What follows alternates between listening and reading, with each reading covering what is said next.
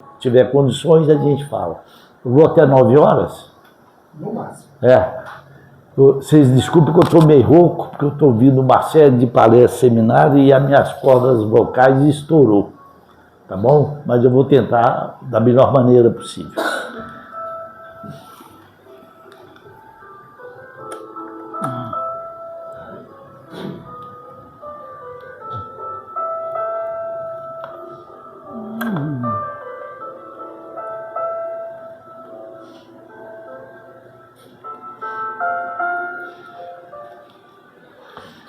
Tem uma fala de Jesus.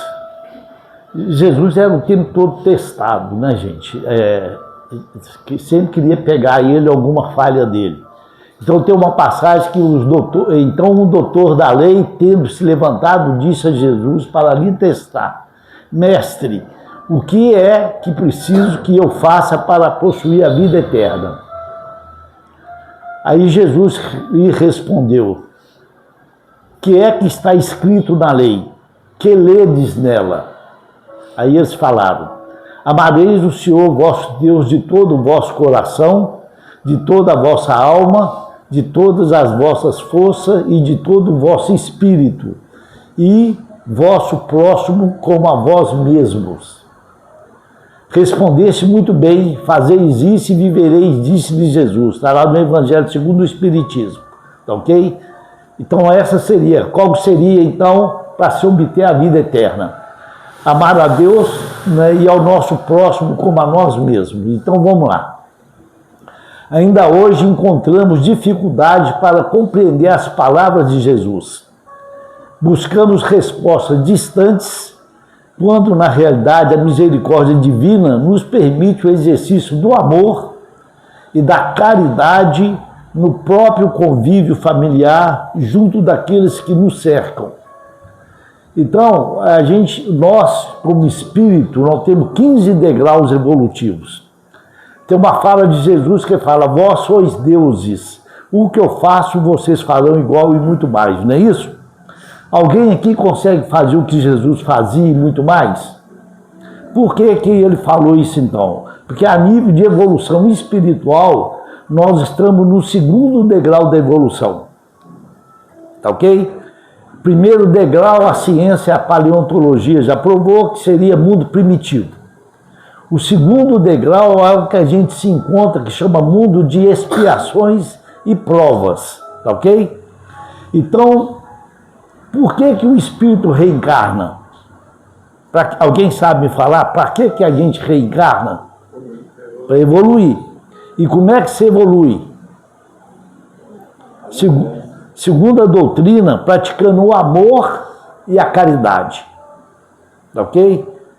Então, para a gente evoluir, nós temos que praticar o amor e a caridade. Então, no segundo degrau da evolução, em 15 que a gente se encontra, a gente ainda não tem consciência do espírito. Ok?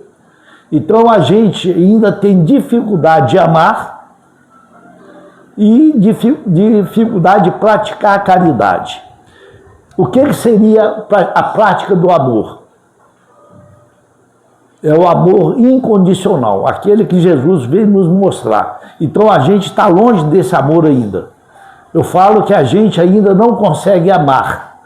Nós lutamos para não matar ainda. Tá ok? Se a gente hoje não mata com uma facada, com um tiro, a gente mata com mutismo, com uma ironia, com desprezo, que é uma maneira de matar também. Então, amar a gente tem dificuldade. O que a gente chama de amor, eu chamo de reciprocidade. O gerente do banco, ele nos ama. Imagine que a gente tem um cheque especial de 10 mil reais. Todo mês eu gasto o cheque especial, vem a fatura, eu vou lá e pago. Ele me ama. Eu vou lá, ele me dá cafezinhos, chaveirinho, canetinha, calendário, me leva até na porta do banco e fala: volta amanhã para a gente tomar outro cafezinho. É um amor incondicional. Se veio a fatura, eu não paguei, a primeira coisa que ele faz é bloquear minha conta. Então o amor acabou. Então nós amamos também.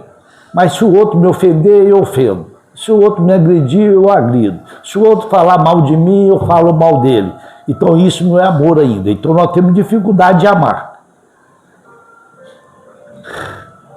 Permite o exercício do amor e da caridade. Como é que a senhora chama? Soraya. Soraya, você está lá na sua casa, 20 horas, às 20 horas, chovendo, chuviscando, alguém bate campainha e te pede um prato de comida. Ela vai lá e dá o prato de comida para a pessoa. O que ela fez? Nenhuma. Não fez caridade nenhuma. Isso que ela fez, nós temos que fazer. Existe muitos irmãos nossos que eles têm necessidade ainda do material. Tá ok? Mas isso aí não é caridade. Porque se isso fosse praticar a caridade, Deus seria injusto. Porque a pessoa mais rica do mundo, materialmente falando, ela teria condições de ser muito caridosa, vocês concordam?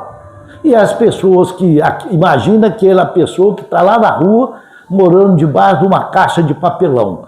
Qual é a condição que aquela pessoa teria para praticar caridade, já que a nossa evolução é através do amor e da caridade, concordam?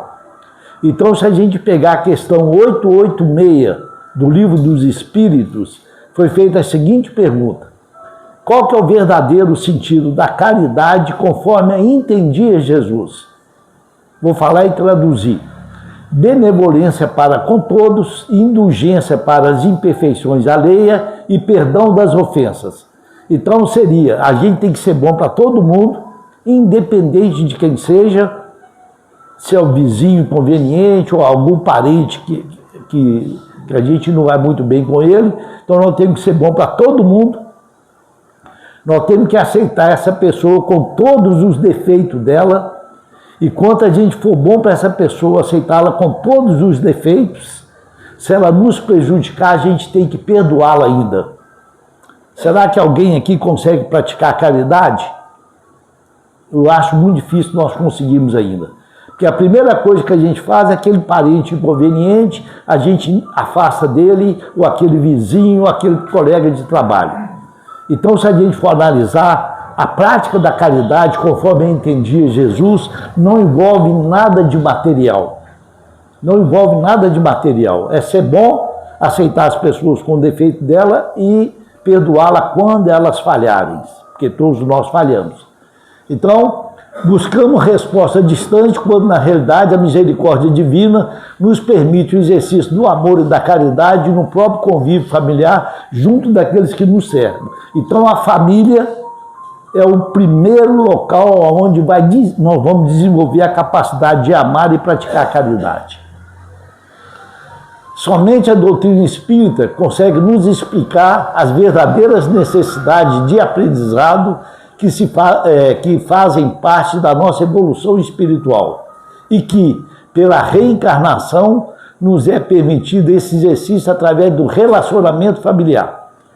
Todo mundo sabe, gente, que no mundo de provas e expiações, o mundo que a gente se encontra nele, embora está no finalzinho da transição, né, que começou lá em 1757 e deve concluir mais ou menos em 2057, a família, as nossas famílias, elas são montadas mais de 80% compulsoriamente e por desafetos de vidas passadas. Por isso que a gente está no mundo de provas e expiações. A gente consegue lá fora conviver bem com todo mundo. Dentro da família a gente tem dificuldade de relacionamento. Obviamente, tem uns que a gente tem mais simpatias, outros a gente tem menos simpatia. Tá ok? A família é um agrupamento de pessoas de caracteres, de gêneros diferentes ou semelhantes, resultado de agregações afins. Genericamente, apresenta o clã social que se agrupam por necessidade kármica ou por sintonia vibratória. Imagina que alguém já leu o livro Nosso Lar aí? Lá não tem o Ministério da Reencarnação? Então, existe uma organização que cuida da formação da família para reencarnar, montar o grupo. Então, tem a família montada por sintonia vibratória. O que é isso? Imagina que isso aqui, nós estamos lá no plano espiritual programando uma família. E eu estou coordenando. Aí eu falo, ó, nós vamos... E quando a gente está no plano espiritual, a gente tem consciência do espírito. Então nós sabemos que nós temos que vir aqui, não importa a condição, porque a gente tem que passar pelo processo da prova para a gente evoluir. Lá a gente tem consciência. Aqui a gente vem praticar. Então todo mundo quer vir, ok? E a fila é grande. Para cada 2 aqui, tem 9 lá na fila esperando, querendo vir também. Então, imagine que eu estou coordenando a formação de uma família por sintonia vibratória. Eu falo assim, ó, nós vamos formar uma família lá em Belo Horizonte, lá no Brasil, Belo Horizonte, e essa família vai ser montada por sintonia vibratória. Então, nós vamos formar uma família que vai ser de cardiopatas. Você elejou o chakra cardíaco seus, então essa família, quem quer fazer parte dessa família? Vocês são credenciados. Aí vem aquela família onde todo mundo é cardiopata.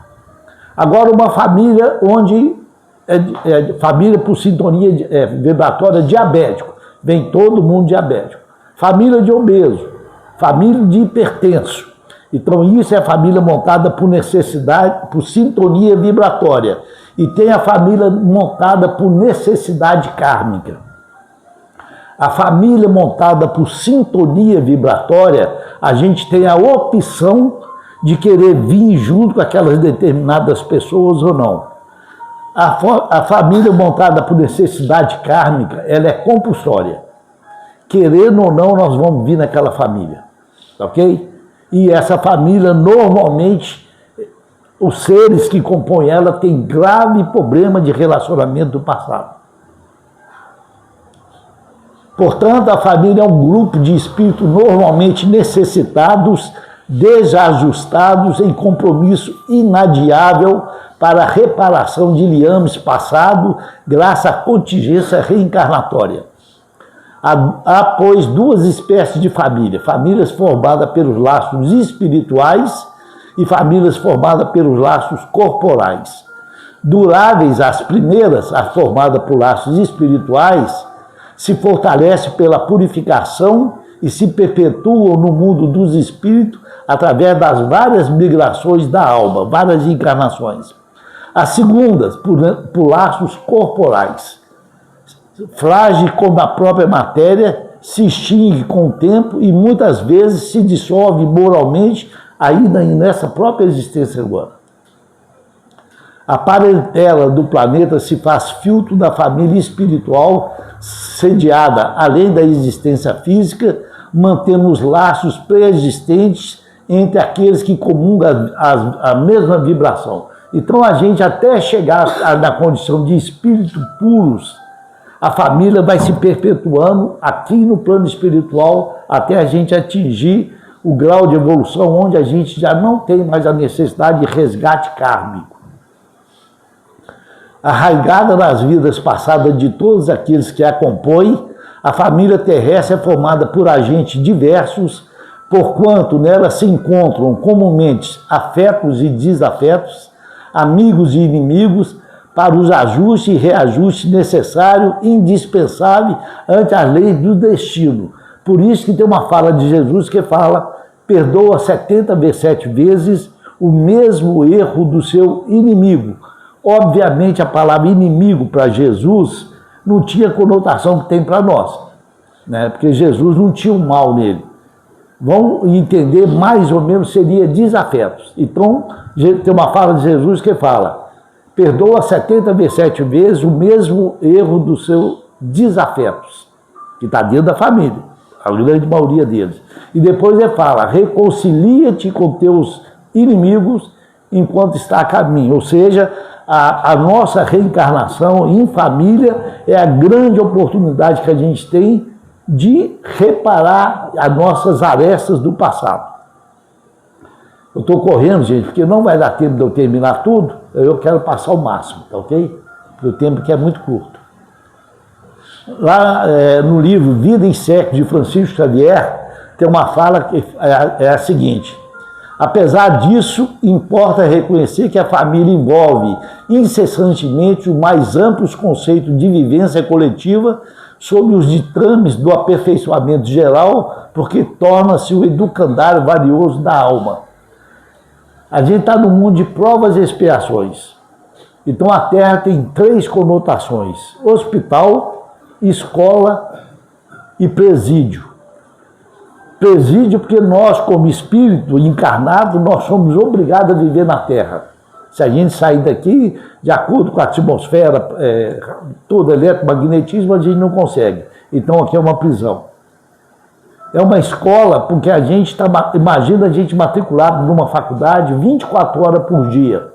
A gente é submetido o tempo todo a provas. Prova de paciência, de tolerância, de resignação. É prova o tempo todo. E é um grande hospital, porque aqui só tem pessoas doentes. Jesus falou que veio aqui para cuidar dos doentes. Então, todos nós aqui somos doentes. E doentes para a espiritualidade não é a pessoa que está com câncer, não.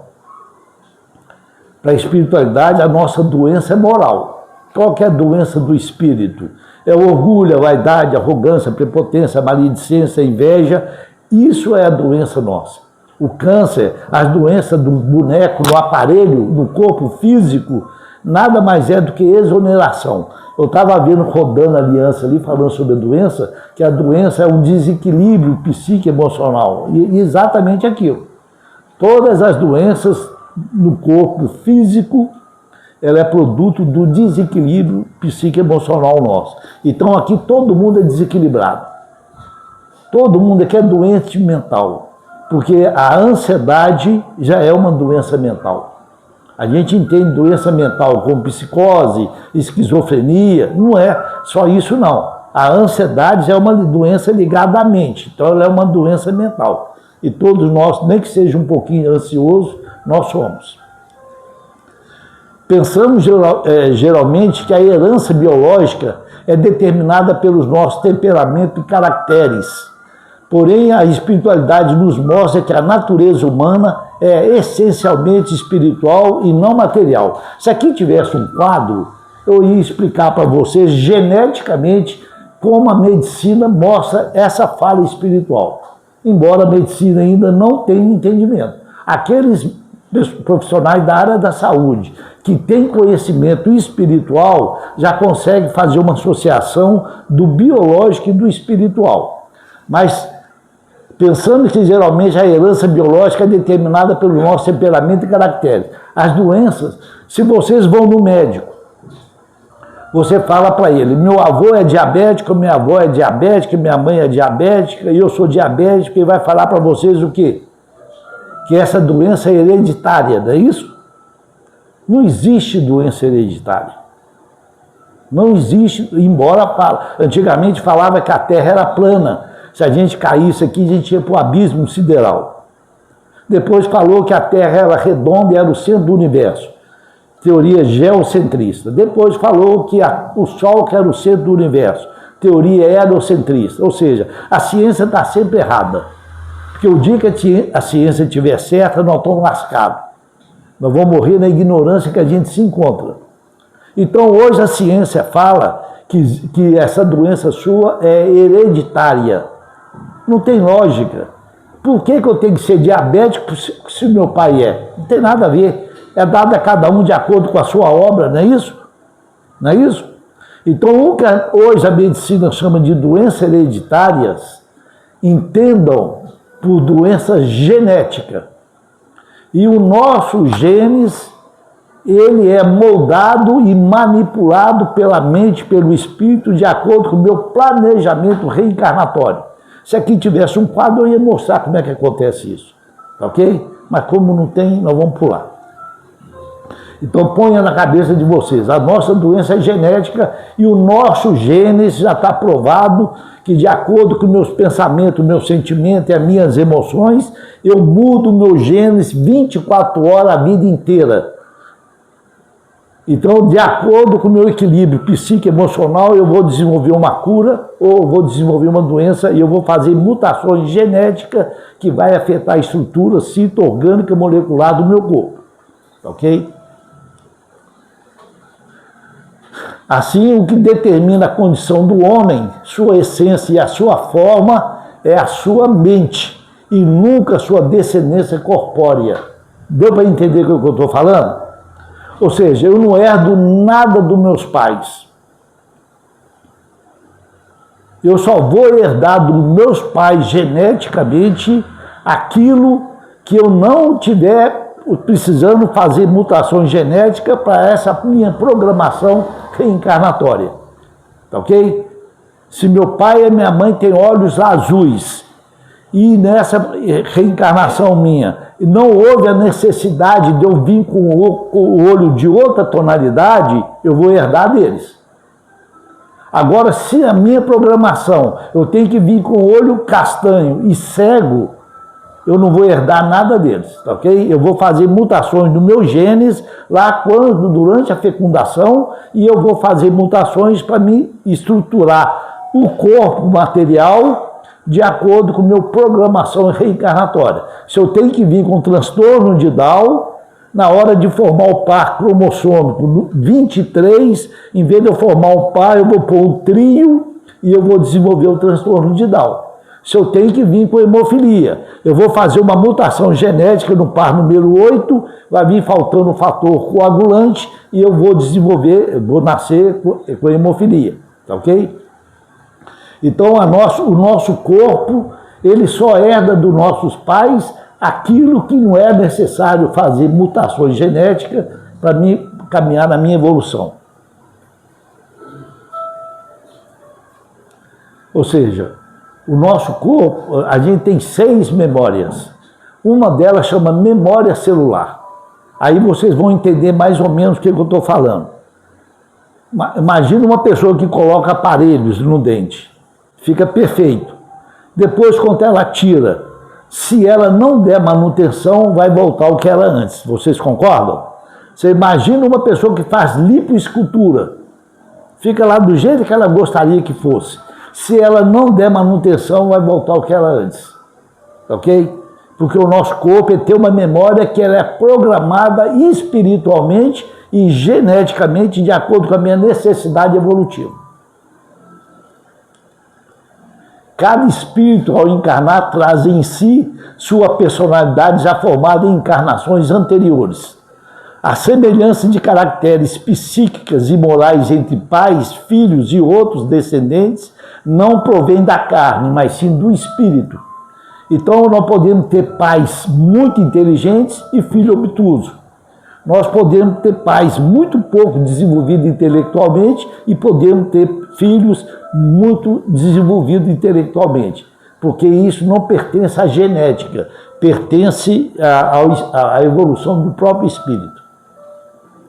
Então, aqui não dá para me explicar, não dá para me mostrar aqui, porque aqui não aparece, mas na hora de formar os pares cromossômicos, na hora que tem um óvulo, vem um espermatozoide fecunda esse óvulo passa a chamar zigoto, ele entra no processo de mitose celular. Essa célula aqui, ela faz isso, divide em duas, essas duas em 4, e sempre o múltiplo do anterior. 1, 2, 4, 8, 16, 32, e vai por aí afora. Então, cada mutação genética dessa, cada divisão celular, ela é influenciada, ela é energizada pela mente do espírito, se ele tiver evolução para isso. Se ele não tiver evolução para isso, vai ter geneticistas espirituais que vão atuar emitindo frequências eletromagnéticas para fazer mutações genéticas para me montar um corpo de acordo com o meu planejamento reencarnatório. Então, a gente é produto de nós mesmos. Os nossos pais só vão influir geneticamente aquilo que não for necessário para a minha evolução nessa encarnação. Então, as radiações gama são fenômenos físicos e provocam alterações no genótipo que serão manifestadas no fenótipo. Genótipo é formação genética e o fenótipo é depois de acordo com a influência que a gente vai sentir do meio, ok? Que vai participar. Então, lá na questão 203 do Livro dos Espíritos, tem a seguinte pergunta: transmite os pais aos filhos uma parcela de suas almas, ou se limita a dar-lhes a vida animal a que, Mais tarde, outra alma vem adicionar-lhe a vida moral. Dão-lhe apenas a vida animal, pois a alma é indivisível. Então os pais só dão a vida animal, o corpo, o boneco, a parte genética que não precisa ser alterada. O espírito quem cria é Deus, ok? E a parte intelectual vem com a mente do próprio espírito. Um pai obtuso pode ter filhos inteligentes e vice-versa.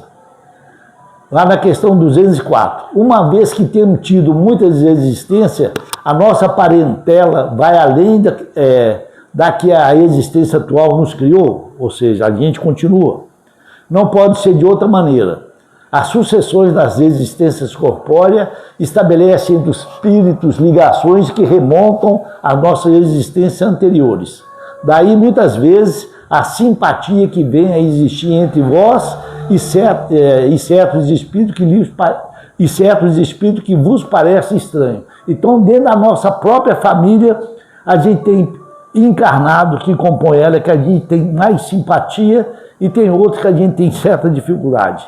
A gente tem mais dificuldade de relacionamento. Concorda?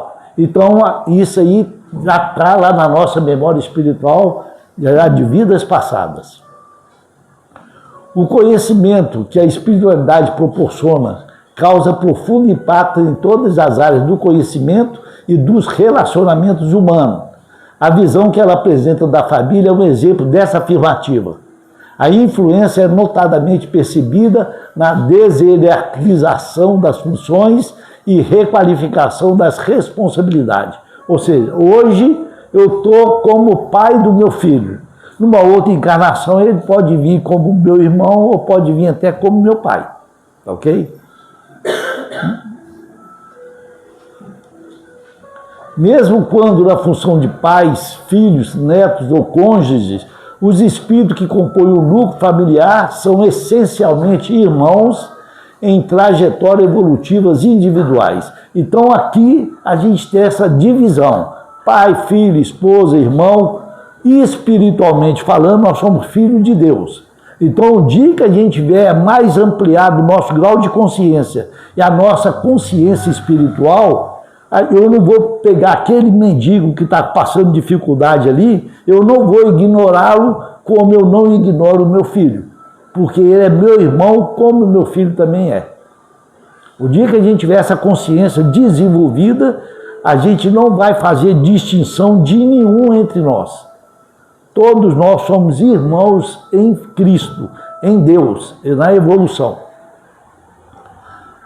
Então, mesmo quando na função de pais, filhos, netos ou cônjuges, os espíritos que compõem o núcleo familiar são essencialmente irmãos em trajetórias evolutivas individuais, cada qual com a sua bagagem e herança do passado, com missões a ser desempenhadas no presente com vista ao futuro.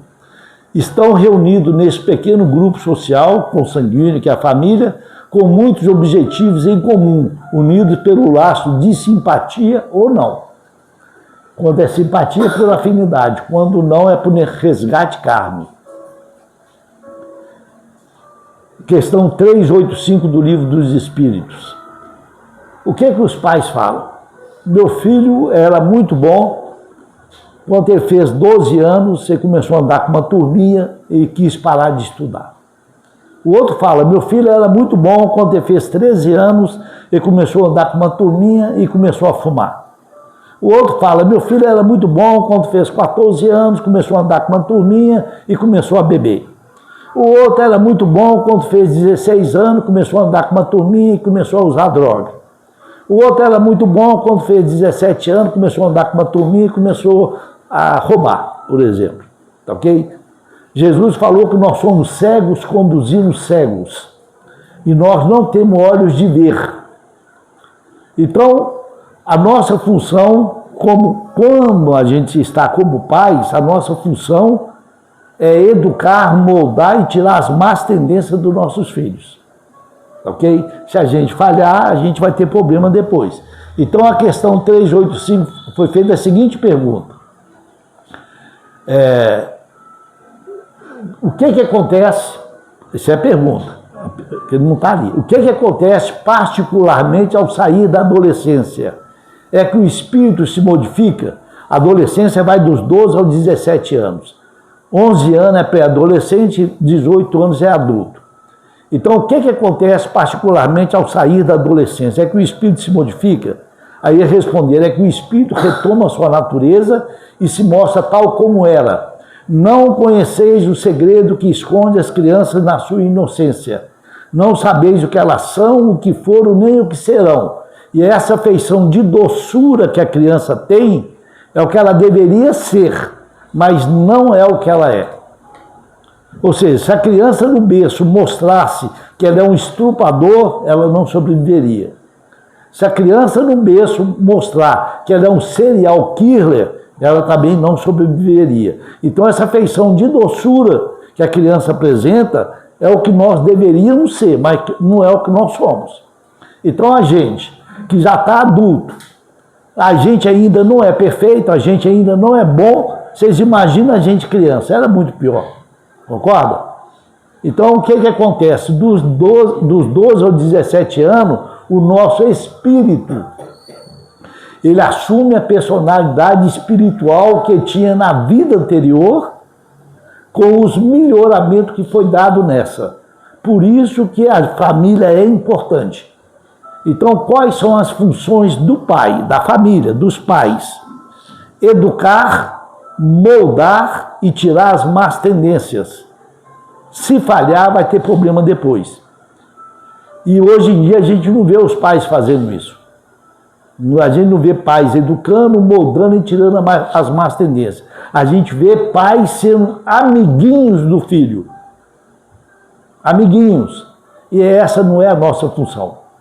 A nossa função é educar, moldar e tirar a má tendência. Se for competente o suficiente para educar, moldar, tirar as más tendências e ser amigo, melhor ainda. Mas a gente ser amigo e ser educador, a nossa função é educador, como pais, tá ok? Pai, quando eu falo pais, é pai e mãe, tá ok? Se a gente falhar, a gente vai ter problema. Ou seja, por que os nossos filhos não nascem tartaruga? A tartaruga nasce pronta, vocês concordam? A mãe dela vai lá na areia, bota os ovos e vai embora, ela nunca vai ver o pai nem a mãe dela. Se a tartaruga fosse do nosso tamanho, ela sozinha, ela quebra os ovos, sai debaixo de 10 metros de areia e se não houver predador, ela vai para a água e sobrevive. Por que Deus, tão sábio, tão perfeito, fez os nossos filhos tão dependentes de nós? Para a gente educá-lo, moldar e tirar as más tendências dele. Ou seja, se a gente pegar a tartaruga com um dia de nascida, ela sobrevive. Se nós pegarmos nossos filhos com 3 anos de idade, com mais de 1000 dias de nascido, se a gente colocar ele dentro do supermercado, ele vai morrer de fome e ele vai morrer de sede. Então Deus já criou a criança tão dependente dos pais exatamente para a gente trabalhar a moral delas. Se falhar, não vão ter problema. E como Jesus falou, ele disse que nós não temos olhos de ver. Porque os nossos filhos, desde criança, eles já mostram quem eles são. Imagina uma criança pequenininha, você vai numa festa de adulto, a criança correndo para lá e para cá, uma delas pega um copo de bebida em cima de uma mesa, ao que você vai ver, ela está bebendo uma bebida alcoólica. O espírito dela já é um alcoólatra. Se não tirar a má tendência, dos 12 aos 17 anos, ele vai juntar com aquela turminha que bebe todas. Imagina uma criança pequenininha, reclamando o tempo todo, dor de barriga, dor de cabeça, dor da perna, dor no braço, dor em tudo quanto é lugar, pedindo remédio. Remédio é droga. Aquele espírito já é um drogadiço. Se os pais não tirar a má tendência dele, na adolescência ele vai começar a usar droga. Imagina uma criança brincando, pega uma espadinha, bate no cachorro, bate no gato, bate no irmão, já é um espírito agressivo e violento. Se não tirar a má tendência dele, na adolescência ele vai assumir essa agressividade para agredir a sociedade. Por isso que Jesus falou que nós somos cegos conduzindo cegos e nós não temos olhos de ver. Então a nossa função não é ser amigo dos nossos filhos. A nossa função é ser educador. E se eu for educador, quando meus filhos estiverem adultos, eles serão meus amigos. Se eu for amiguinho deles e não for educador, quando eles estiverem adultos, eles serão meu inimigo. Com a compreensão da reencarnação, somos conduzidos a vivenciar um relacionamento de entendimento. Por ser possível a desafetos do passado reencarnados sob o mesmo teto, a convivência familiar torna-se uma oportunidade valiosa de reajuste. Por isso que Jesus falou, reconcilia-te com o teu inimigo enquanto está a caminho. Isso explica muitas vezes a aversão que pode surgir entre pais e filhos ou entre irmãos e deve servir como estímulo a mais para que, com dedicação e renúncia, possamos promover a reconciliação pelo amor e pelo perdão. O grupo familiar é santuário de renovação coletiva, onde todos os membros se encontram para crescer, reconciliarem-se, aprender a servir e ampliar a capacidade de amar. Reunidos novamente, devem se ajudarem no processo de libertação em que se encontram comprometidos. Eu não vou entrar em detalhes sobre memória espiritual, tá, gente? Mas porque o tempo aqui é muito curto. Cabe principalmente ao adulto consciente dos postulados espirituais assumir o papel de educador e orientador dos demais membros da família. Então, nós aqui, que já temos uma certa consciência espiritual, porque tem pessoas que não têm consciência nenhuma ainda, vocês concordam? Então, nós que já temos essa consciência, e qual que é o postulado? É praticar o amor e a caridade. Então, nós, em família, nós temos que ser aquele que consegue, mesmo com as dificuldades, com as diversidades de opinião e de temperamento, nós somos aqueles que temos que usar mais esse conhecimento espiritual nosso para a gente tentar equilibrar a família, tá ok? Para ela não se dissolver e não acabar se estranhando. Então, cabe principalmente ao adulto consciente dos postulados espirituais assumir o papel de educador e orientador dos demais membros da família. Sabe-se que algumas vezes o espírito que reencarna como filho é mais evoluído do que os pais e vice-versa. Mas mesmo assim, as funções não se invertem. Ainda que não exista a hierarquia nos moldes antigos, o processo psico-socioeducacional nunca deverá de ser tarefa dos pais, ok? Então, não importa se o pai é obtuso, não tem nenhum estudo, mas se ele veio como pai daquele ser, ele tem a função de ser educador. Mesmo que o filho tenha mais inteligência do que ele. Mas a inteligência não carrega junto com a evolução moral, ok? Nós temos muitas pessoas muito evoluídas e com nenhuma formação moral. E temos pessoas muito obtusas com uma capacidade evolutiva moralmente muito maior. Então a função nossa não importa a idade e o que nossos filhos estejam fazendo ou não. A nossa função é sempre educá-los. Sempre. A família, na visão espírita, torna-se muito maior, mais importante, mais democrática e é base fundamental para a evolução do espírito imortal. Laura, lá no livro Nosso Lar, informa que o lar terrestre, nossa família, há muito se esforça por copiar o nosso instituto domésticos, mas os cônjuges por lá, com raras exceções, estão ainda a moldar o terreno dos sentimentos, invadido por ervas amargosas da vaidade pessoal e povoado de monstros como o ciúme, orgulho e o egoísmo. Então a gente, quando reencarna, lá no nosso plano, no nosso lar, lá a gente tem uma consciência mais ampliada. A gente vem para trazer aquela harmonia para cá. Mas chega aqui eu esqueço, a gente ainda não tem condições de encarnado ter lembrança de nossas vidas anteriores. Porque você imagina se eu sei que eu estou dormindo numa mesma cama com uma pessoa que já me matou 3 encarnações anteriores. Na quarta ela não vai, porque eu vou matar ela antes. Ok? Então nós não temos condições ainda de ter acesso à nossa memória espiritual. Mas lá no plano espiritual eu tenho conhecimento do que é uma família.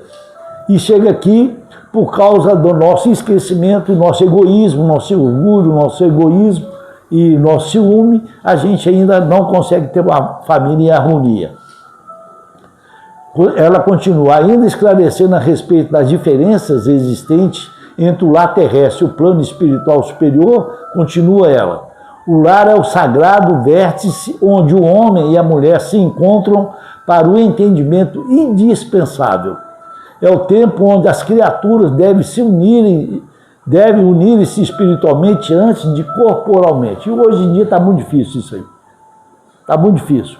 Porque hoje, com a informação, com acesso às redes sociais, com a manipulação das mídias, com a manipulação dos donos do mundo, eles querem enfraquecer a família, porque a família fraca é fácil de ser dominada. Então, hoje, as feministas e os donos do poder, eles estão fazendo as cabeças das pessoas e colocam branco contra preto, patrão contra empregado, esposa contra marido, e hoje em dia o relacionamento está quase que insuportável. Quase que insuportável. As pessoas namoram, casam, com 2 anos já está querendo separar. Porque a cabeça foi distorcida. A sociedade já não é mais aquela sociedade que deve comungar os conhecimentos espirituais. Nós estamos sendo manipulados o tempo todo. Alguns sociólogos chegam a asseverar que a instituição da família humana está ameaçada. Importa considerar, entretanto, que, a rigor, o lar é conquista sublime que os homens vão realizando vagarosamente. Hoje nós estamos nessa toda a fase de transição é complicada, né? A gente não tem referência do que é melhor, o que é pior, o que é certo, o que é errado. Então nós estamos nessa fase de transição. Nós estamos nos adaptando a uma realidade. O mundo está mudando. A gente vê aí como é que o mundo está em convulsão. Então, né, a sociologia, sem conhecimento espiritual, ela fala que a família está correndo risco de ser ameaçada, de ser extinta. Estaria o Instituto da Família em decadência? As crises sem precedentes, com reflexo profundo na sociedade, particularmente na estrutura familiar, não marcam o seu rompimento, mas uma nova adequação e adaptação dos laços familiares. Então está mudando. Antigamente, praticamente, a mulher tinha muito pouco espaço. Hoje ela está conquistando o espaço. E essa conquista de espaço está fazendo uma nova adequação da sociedade. Vocês concordam? E como a gente está no período de transição, essa adequação se faz necessária, porque antigamente talvez tinha um supridor. Hoje em dia é necessário que a maioria das famílias, que as mulheres trabalhem também para ajudar na despesa familiar. Então essa mudança da mulher está mais fora. E essa mudança, essa readaptação está fazendo a família também se adequar a essa nova realidade. Aí você junta isso, né? A doutrinação, a manipulação e uma porção de coisas. A gente está vivendo um período onde a família está praticamente quase que em extinção. Analisando essas questões na visão espírita, cheguei à conclusão que a família jamais deixará de ser a base da sociedade, mesmo que sofra modificações e adaptações aos avanços sociais distorcidos.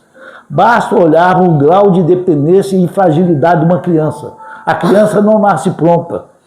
Então, se a criança que mantém a família praticamente unida, e ela é totalmente dependente dos pais.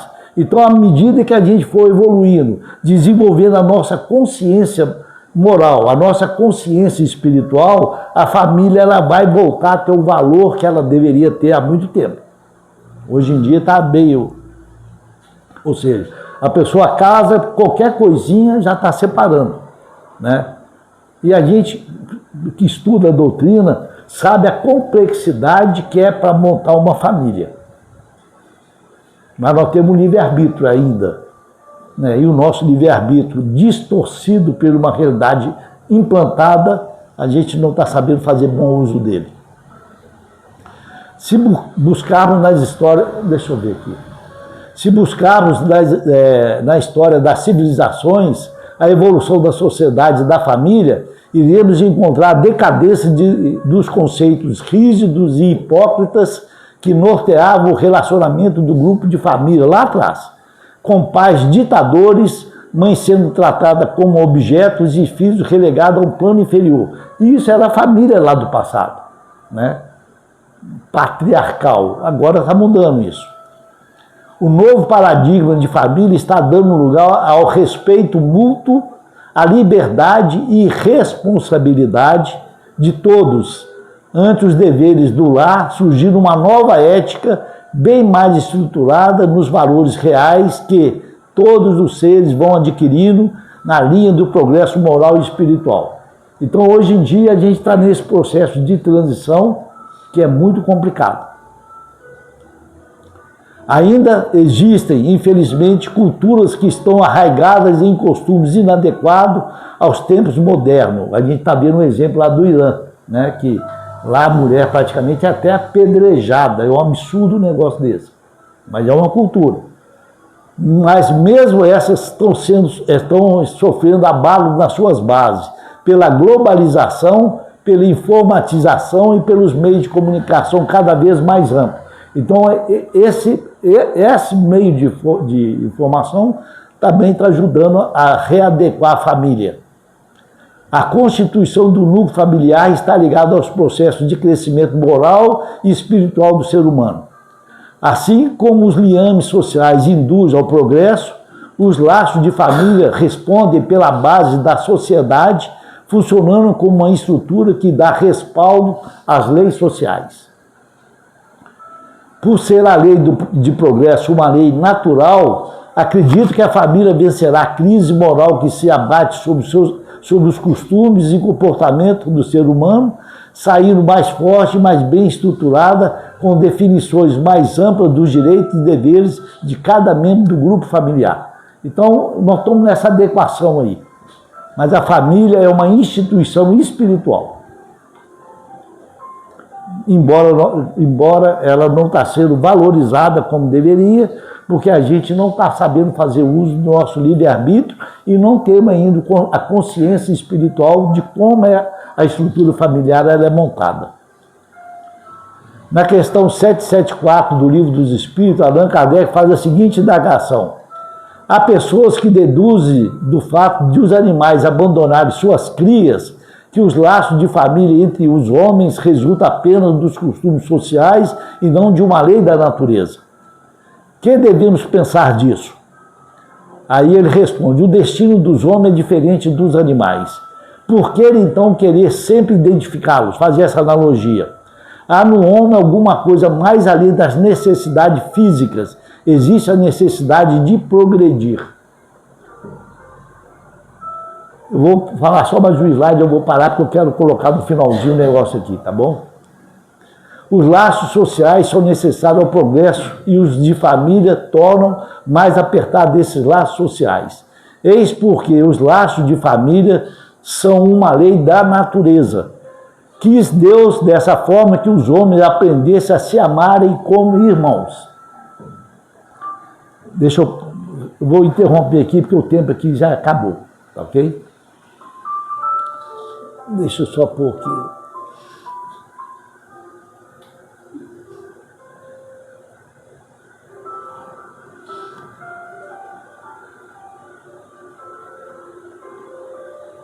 Deixa eu ver se...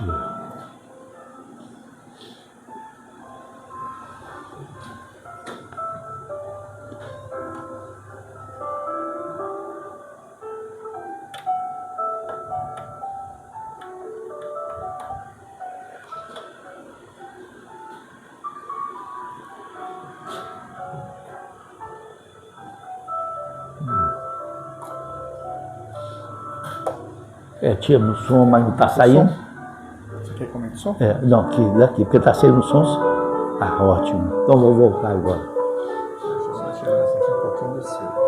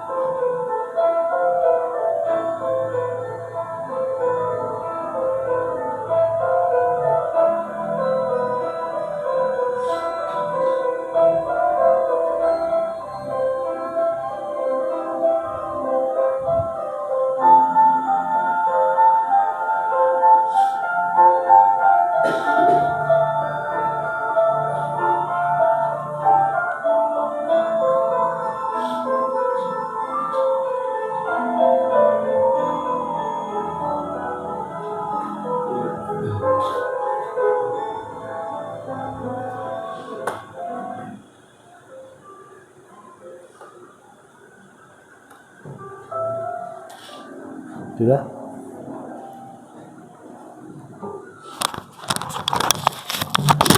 Obrigado, mas valeu mesmo.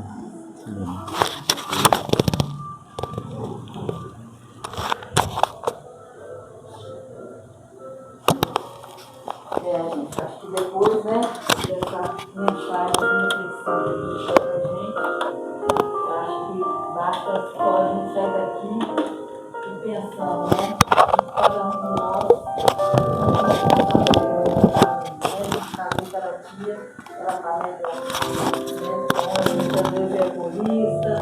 A gente às vezes fica mais do que precisa, não lembra das cuidados. Mas nós vamos buscar o amor, o entendimento, para que tenhamos, né, uma nossa evolução.